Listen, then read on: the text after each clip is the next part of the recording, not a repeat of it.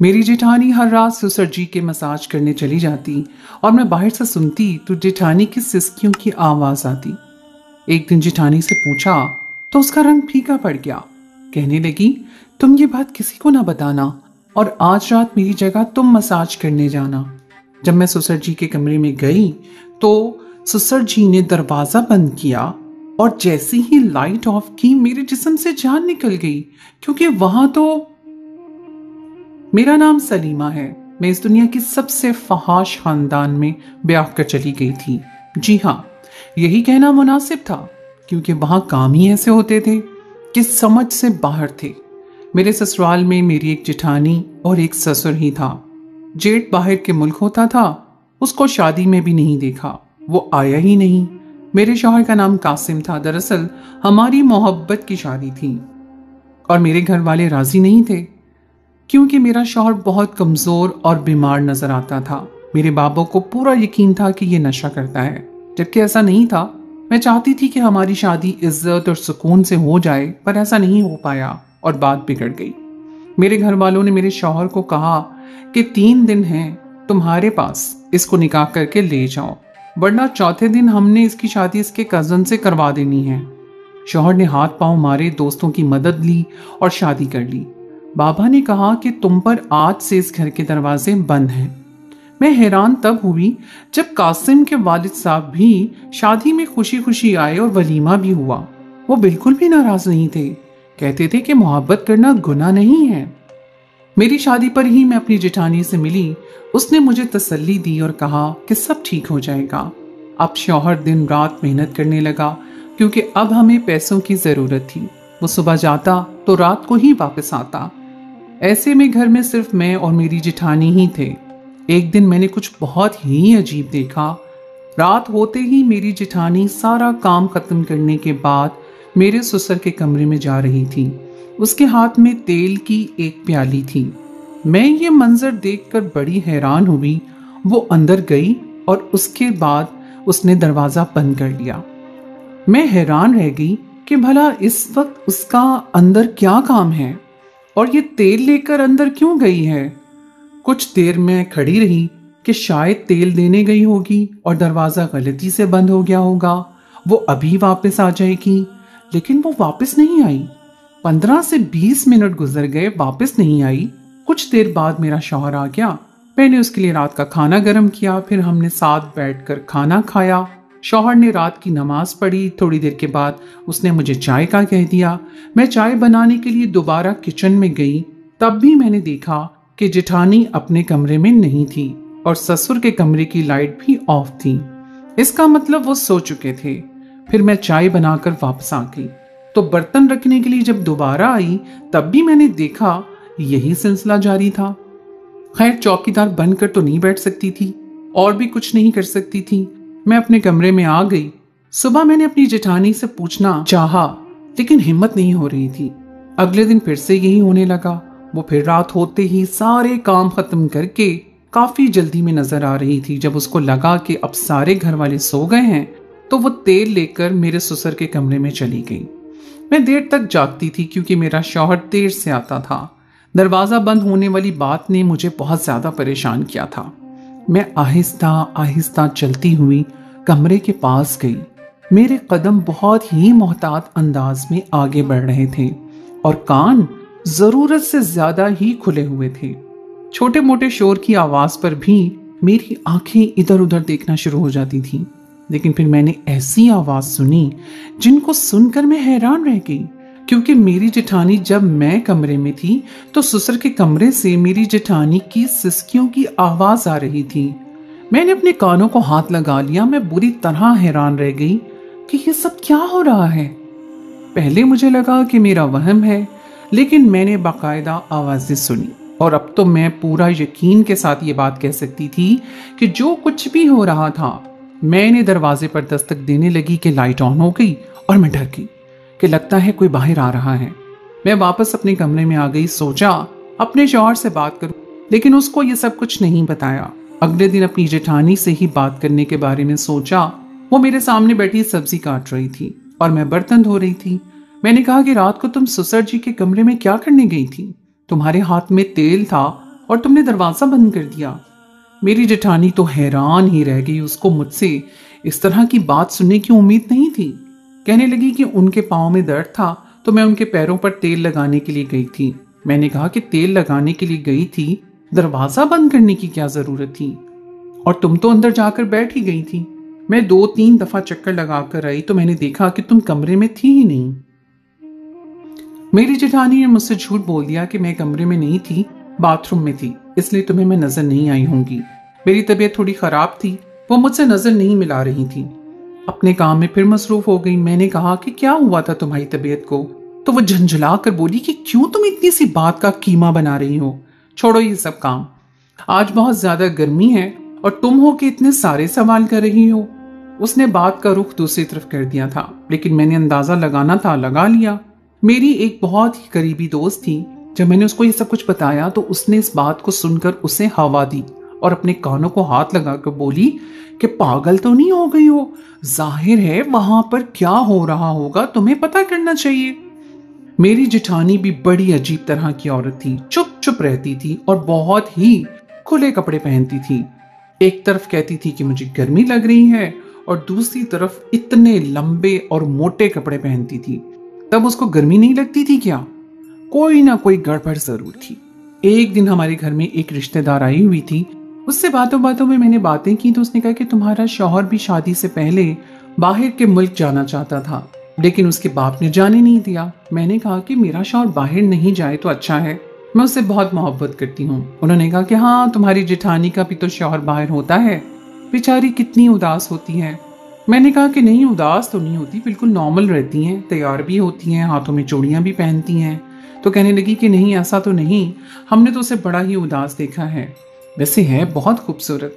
मैंने कहा खूबसूरत तो बहुत है, ऐसे में शौहर पास ना हो तो इंसान तैयार होकर किसको दिखाता है, लेकिन उसका दिल करता हो कि वो तैयार होना चाहे, ये अच्छी बात है। इंसान को अपने लिए भी तैयार होना चाहिए, सिर्फ शौहर के लिए औरत क्यों तैयार हो, वो अपने लिए भी तो तैयार हो सकती है, ताकि अपने आप को खूबसूरत देखकर उसको खुशी मिल सके।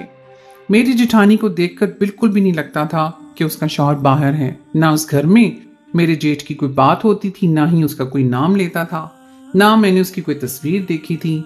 जेठानी को भी कभी अपने शौहर से फोन पर बात करते हुए नहीं देखा था। अगर शौहर बाहर था तो फोन तो करता ही होगा। यहाँ तक कि मेरे ससुर में ही ये नहीं कहते थे कि बेटा बाहर है।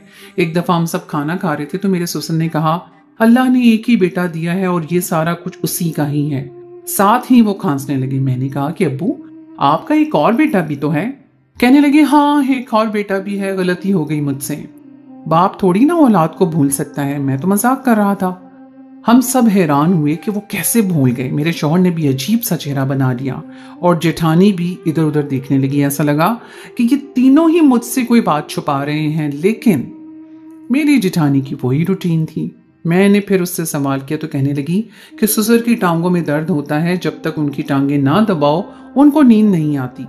लेकिन मैं ये सोच रही थी कि जब वो सो जाते हैं तो ये वापस क्यों नहीं आती, कमरे को अंदर ही क्यों रहती हैं, क्या सारी रात टांगें दबाती रही हैं। इसके साथ मेरे ससुर का कोई रिश्ता भी नहीं था कि वो उसके चाचू होते या मामू होते। उन्होंने ये वाली बहू अपने खानदान से नहीं ली थी, ये खानदान के बाहर की लड़की थी। फिर ये इतनी अजीब बात थी कि ससुर के कमरे में चली जाती है, उनकी टांगों की मालिश करती है, मसाज करती है और फिर वहीं पर सो भी जाती है। इसका वहां क्या काम था। और वो आवाजें, उनके बारे में सोचकर तो मेरे दिमाग में वैसे ही घूमे जा रहा था जो मैं सोचना भी नहीं चाहती थी, और वो इस घर में हो रहा था। एक दिन तो कुछ ऐसा हुआ कि मैं हैरान ही रह गई। मैंने अपनी जेठानी को कपड़े बदलते हुए देख लिया। वो मुझे देखकर बुरी तरह चौंक गई, लेकिन उससे ज्यादा तो मैं चौंक गई थी। मैंने कहा कि आप तो माँ बनने वाली हैं और आपने मुझे बताया ही नहीं। उसकी जबान उसका साथ नहीं दे रही थी। वो पहले तो बहुत घबरा गई, फिर खुद को संभाल कर बोली, हमारे खानदान में ये सब नहीं बताया जाता। जब तक 7 महीने नहीं हो जाते तब तक किसी को भी ये बात नहीं बताई जाती। कहते हैं कि नजर लग जाती है और अच्छी बात नहीं होती, इसलिए मैंने किसी को नहीं बताया कि मैं माँ बनने वाली हूँ। मैंने कहा कि मेरे शौहर ने भी नहीं बताया, कभी ससुर ने भी जिक्र नहीं किया, क्या उन लोगों को भी नहीं पता। मेरी जेठानी को कोई बात नहीं आ रही थी, ना जा रही थी। उसने कहा कि नहीं पता है, उनको याद नहीं रहा होगा। ये किस किस्म की बात थी, इतनी बड़ी बात कोई कैसे भूल सकता है, और मुझे भी नहीं पता चला। क्योंकि मेरी जेठानी बहुत खुले कपड़े पहना करती थी, पर अब उसको देखकर लगता था कि उसका 7वां महीना चल रहा है। इसका मतलब कि 7 महीने पहले मेरा जेठ आया था, लेकिन फिर भी कोई इस घर में उसका नाम नहीं लेता था। क्या उनकी उसके साथ कोई दुश्मनी थी, या ये उनको पसंद नहीं करते थे? इस घर में रहते हुए मुझे भी 2 महीने होने वाले थे। वो भी उनके लिए कुछ नहीं भेजता था, ना कभी कोई मनी ऑर्डर आया, ना ही कोई पार्सल। फिर मैंने सोचा कि एक तो मेरी जेठानी की ये हालत है, ऊपर से मेरे ससुर फिर भी उसको अपनी टांगें दबाने के लिए बुला लेते हैं, अपनी टांगों पर मसाज करवाते हैं, वो भी रोज की बुनियाद पर। उनको इसका एहसास करना चाहिए। ऐसे में तो औरत को आराम की जरूरत होती है। एक दिन हम सब खाना खा रहे थे तो मैंने अपनी जेठानी को कहा कि मैंने आपके लिए चाट बनाई है, ऐसी हालत में तो आपका चाट खाने को दिल करता होगा। ये बात सुनकर जेठानी के गले में जो खाना था वो उसके हलक में अटक गया, और ससुर ने भी उसको हैरान होकर देखा। वो सबके सामने कहने लगी कि तुम्हें क्या हो गया है, तुम्हें किसने कह दिया कि मैं उम्मीद से हूं, जबकि मेरा शौहर ही मुझसे मिलने के लिए नहीं आया है। मेरे कदमों तले से जमीन निकल गई कि कैसे मेरी जेठानी ने मुंह भरकर झूठ बोल दिया था, जबकि मुझे अच्छी तरह पता था कि वो उम्मीद से है। और अगर उसका शौहर नहीं आया तो फिर ये बच्चा किसका था? मेरे ससुर ने भी कहा कि वो तुमसे मजाक कर रही थी और तुमने सच मान लिया। बेटी, अभी ऐसी कोई खुशखबरी नहीं है हमारे घर। अब तो तुम लोगों की तरफ ही देखते हैं, जल्दी से कोई खुशखबरी सुना दो हमें, तो इस घर में भी रौनक लग जाए। मेरे ससुर ने अचानक ही मेरी जेठानी को कहा कि तुम्हारी अम्मी के घर तुम्हें छोड़ के आना था, आओ मैं तुम्हें छोड़ आता हूँ। मैं तो भूल ही गया, तुम भी याद नहीं करवाती। अब इसका शौहर घर पर नहीं है तो ये जिम्मेदारी मुझे ही पूरी करनी पड़ती है। जब ये कहती है इसके मैके छोड़ आता हूँ। मेरे ससुर मुझे सफाई दे रहे थे। इसके वालिद साहब के साथ मेरी काफी दोस्ती भी है, वहां पर थोड़ी देर बैठ जाता हूँ, अच्छा टाइम गुजर जाता है। तुम दोनों मियाँ बीवी बैठकर खाना खाओ, हम चलते हैं। मेरी जेठानी के चेहरे का रंग उड़ गया था। वो अजीब तरह से मुझे देख रही थी, जैसे मैंने उसकी जिंदगी बर्बाद कर दी थी। मेरे ससुर अचानक से उसे लेकर वहां से चले गए, जबकि इससे पहले तो ऐसी कोई बात नहीं कर रहे थे कि आज ही लेकर जाना है। वो चले गए तो मेरे शौहर ने मुझे कहा कि तुमको किसने ये सब कह दिया, इस तरह की बातें क्यों कर रही हो? मैंने कहा कि मैंने देखा था, उनका पेट इतना बड़ा हुआ है। मेरे शौहर हंसने लगे कि उनका पेट खाने से बढ़ा है और तुम समझ रही हो कि वो प्रेग्नेंट है। मेरा भाई 2 साल से वापस नहीं आया है तो बच्चा कहां से आ गया? मैंने अपने शौहर को कुछ नहीं कहा और बहस भी ना की, पर बात साफ थी और मैंने अपनी आंखों से देखा था। मेरी जेठानी उम्मीद से थी और उसका 7वां महीना चल रहा था, लेकिन वो ये बात छुपा क्यों रही थी? और अगर छुपा रही थी तो वे कब तक छुपाती? क्या उसने बच्चे को पैदा नहीं करना था? मेरे ससुर जेठानी को रात तक वापस आए छोड़कर, तो अपनी जेठानी को देखकर मैं फिर हैरान रह गई। उसके चेहरे पर एक बहुत बड़ा निशान बना हुआ था, जैसे जख्म लगा था। मैं आगे बढ़ी, मैंने कहा कि क्या हुआ है, ये कैसे हुआ? तो कहने लगी कि वापसी पर रिक्शे में से गिर गई और मेरा मुंह जमीन पर लग गया। मैं हैरान रह गई। मेरी जेठानी की आंखों को देखकर लग रहा था कि वो झूठ बोल रही है। वो अपने कमरे में चली गई और उसने खाना भी नहीं खाया। अगर वो रिक्शे से गिरी थी और उसका मुंह जमीन पर लगा था तो फिर उसके बच्चे को भी नुकसान पहुंच सकता था, जबकि ऐसा कुछ भी नहीं था। ऐसा लगता था कि किसी ने उस पर तशद्दुद किया है। आज रात भी जब वो मेरे ससुर के कमरे में जा रही थी, उसकी आंखों में आंसू थे। उसके कमरे में जाने से पहले उसने आंसू साफ कर लिए। इस बेचारी के साथ या तो कोई जुल्म हो रहा था और या फिर ये खुद ही सब कुछ कर रही थी। एक दिन मुझे बहुत गुस्सा आ गया और मैंने अपनी जेठानी को कहा कि क्यों इतना बड़ा झूठ बोल रही हो सबके सामने? मैं अंधी नहीं हूं, मैंने तुम्हें अपनी आंखों से देखा है कि तुम मां बनने वाली हो। तुमने नकली पेट नहीं लगा रखा है, तुम इतना खाती भी नहीं हो कि तुम मोटी हो जाओ। तुम्हारी कोख में किसका बच्चा है? तुम्हारा शौहर नहीं आया तो फिर ये बच्चा किसका है? मेरी जेठानी ने मेरी बात सुन ली, लेकिन जवाब नहीं दे रही थी। मैंने कहा, क्यों नहीं आती हो कमरे से वापस? तेल लगा लिया तो वापस आ जाओ, वहां सोने की क्या जरूरत है? और कौन सा उनकी टांगों में दर्द रहता है जो रोज तुमने तेल से मसाज करना होता है? कौन सा काम करते हैं वो? अगर तुम दोनों मिलकर कोई चक्कर चला रहे हो और अगर मुझे पता चला तो मैं सारे जग में तुम दोनों को बदनाम कर दूंगी, छोड़ूंगी नहीं तुम लोगों को। मुझे पता है कि एक औरत मर्द के बगैर नहीं रह सकती है। तुम्हारा शौहर 2 साल से बाहर के मुल्क में है, लेकिन इसका मतलब ये नहीं है कि तुम उसकी इज्जत का सौदा कर दो। और उस बच्चे का क्या कसूर है? ये इस दुनिया में आएगा तो किसको अपना बाप कहेगा? क्या तुम इसको इस दुनिया में लेकर नहीं आओगी? कब तक छुपाओगी? क्यों अपनी जिंदगी बर्बाद कर रही हो? मेरी जेठानी को गुस्सा आ गया। उसने कहा कि ठीक है, तुम्हें यही लगता है कि मैं अपने ससुर के कमरे में जाती हूँ और मेरा बच्चा भी मेरे शौहर का नहीं है, तो आज मेरी जगह तुम मेरे ससुर के कमरे में जाओ, उनको तेल से मालिश करनी है, फिर देख लेना कि वहां पर क्या होता है। मैंने कहा कि ठीक है, मैं चली जाऊंगी, देखती हूँ क्या होता है। उसने कहा कि ससुर ने पहले ही कमरे की लाइट ऑफ की होती है और तुम्हें वो इतना ही कहेंगे कि तेल लगा दो, तो तुम आराम से लगा देना, उसमें कोई मसला नहीं है। मैंने कहा ठीक है, मैं भी जाऊंगी और देखती हूं अंदर क्या होता है। मुझे पता था कि औरत की गलती नहीं होती है, औरत जीत कर भी हार जाती है, लेकिन फिर भी यहाँ पर मुझे मेरी गलती जेठानी की लग रही थी कि अगर कुछ गलत हो रहा था तो वो फिर किसी को बताती क्यों नहीं थी। अगर मेरे ससुर उस पर जबर कर रहे थे तो फिर वो ये बर्दाश्त क्यों कर रही थी। अपने शौहर से बात क्यों नहीं करती थी। वो मेरे शौहर को बताती और किसी को नहीं तो मुझे बता देती, मैं उसकी मदद करती। जिस किस्म की आवाज मैंने सुनी थी, मुझे अपनी जेठानी पर भी शक हो रहा था। मेरा शौहर तो वैसी देर से आता था और मेरे ससुर 9 बजे ही सो जाते थे। इसलिए मेरी जेठानी ने मुझे कहा कि जाओ, आज तुम चली जाओ। मैंने देखा कमरे की लाइट पहले से ही ऑफ थी। मैंने हाथ में तेल का प्याला पकड़ा और अंदर दाखिल हो गई। मेरी जेठानी ने कहा था कि अंदर जाते ही दरवाजा बंद कर देना और कोई बात पूछी तो आगे से सिर्फ हूं हाँ ही करना। मुझे डरने की क्या जरूरत थी, ये मेरा ससुर था। अगर पता चल भी जाता तो मैं फौरन से बाहर आ जाती। मेरी जेठानी बाहर ही खड़ी थी, लेकिन जब मैं अंदर गई तो मेरे ससुर ने अंदर जाते ही ऐसी बात कही कि मैंने अपने कानों को हाथ लगा लिया। कहने लगे, मेरी जान, आज इतनी देर क्यों लगा दी। मैं बुरी तरह हैरान रह गई। बैठो, मेरे पास खड़ी क्यों हो, क्या हो गया है, नाराज हो मुझसे। वो ऐसे बोल रहे थे जैसे कोई अपनी बीवी से बात करता है। मुझे तो वहां 2 मिनट ही हुए थे कि मैं फौरन वहां से बाहर आ गई और अपनी जेठानी को हैरान होकर देखा। फिर वो मुझे अपने कमरे में ले गई और उसने मुझे एक तस्वीर दिखाई जिसमें वो अपने ससुर के साथ दुल्हन बनी बैठी थी। उसने कहा, ये मेरा ससुर नहीं, मेरा शौहर है और मेरी शादी हुई है। तुमने जो आवाज सुनी वो इस वजह से कि ऐसी हालत में टांगे दबाकर मैं बुरी तरह से थक जाती थी, इसीलिए मेरे मुंह से ऐसी आवाजें आने लग जाती थीं। ये इंसान अच्छा नहीं है, मुझ पर जुल्म करता है, मुझे अपना गुलाम समझता है, क्योंकि मेरे आगे पीछे कोई नहीं था, लेकिन ये मेरा शौहर है और ये बच्चा भी इसी का है।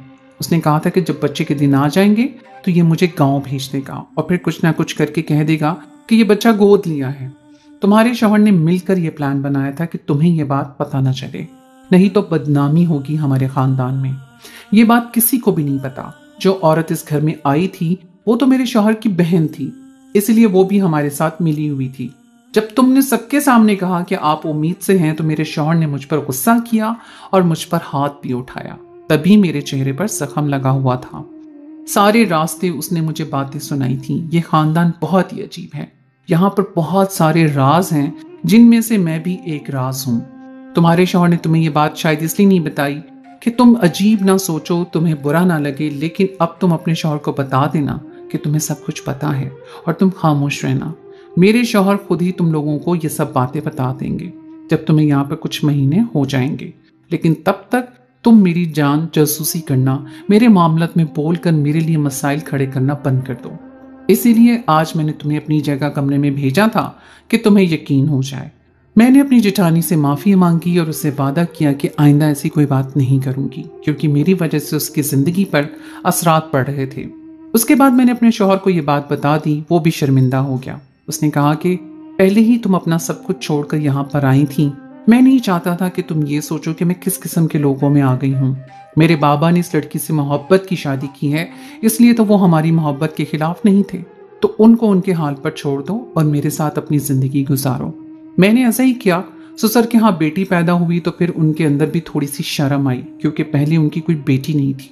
अब वो अच्छे तरीके से रहते हैं और अपनी बीवी का ख्याल भी रखते हैं। हम लोग इसी तरह जिंदगी गुजार रहे थे। वो लोग अपनी जिंदगी में मसरूफ रहते थे, हम लोग अपनी जिंदगी में, यहाँ तक कि हमने पोर्शन और चूल्हा भी अलग कर लिया और अब तो हमारा उनसे बिल्कुल ही राब्ता खत्म हो गया है।